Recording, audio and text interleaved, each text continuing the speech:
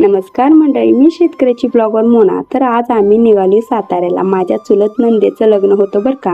हिची आणि माझी कार्यक्रमामुळे ओळख झाली. एक अशी मैत्रीण, तिच्यासोबत गप्पा मारल्या तरी वेळ कमीच पडतो बरं का. तर आम्ही ट्रॅव्हल्सने निघालो होतो सातारला सगळेजण. आम्ही पोचलो विवाहस्थळी.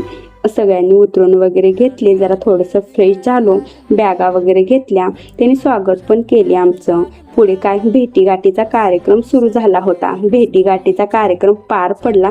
चला आता लगेच नाश्त्याला निघालो. नाश्त्याला उपीट केले होते, लगेच चहा पण दिला. पाहुणीने आमचा पाहुणचार खूप छान पद्धतीने पार पाडला बरं का. नाश्ता वगैरे करून घेतलो, निघालो लग्नस्थळाकडे. तिकडे हळदीचा कार्यक्रम चालू झाला होता. हळद वगैरे लावून घेतली सगळ्यांनी. आम्ही आवरून आलो लग्न मंडपात. अक्षता वगैरे घेतल्या. खूप दिवसातून असा लुक केला होता, त्यामुळे मला तर खूप आवडला बरं का. लग्न घटिका जवळ येतात नवरा नवरीची एंट्री झाली. मंगलाष्टका सुरू झाल्या. कुणाचा तरी विश्वास, आयुष्यभराची साथ, हळुवारपणे घातलेला कुणाला तरी साथ. लग्न म्हणजे मैत्री, ही लग्न म्हणजे नात्यातला गोडवा आणि दोन कुटुंबातील जोडणारा एकमेव दुवा.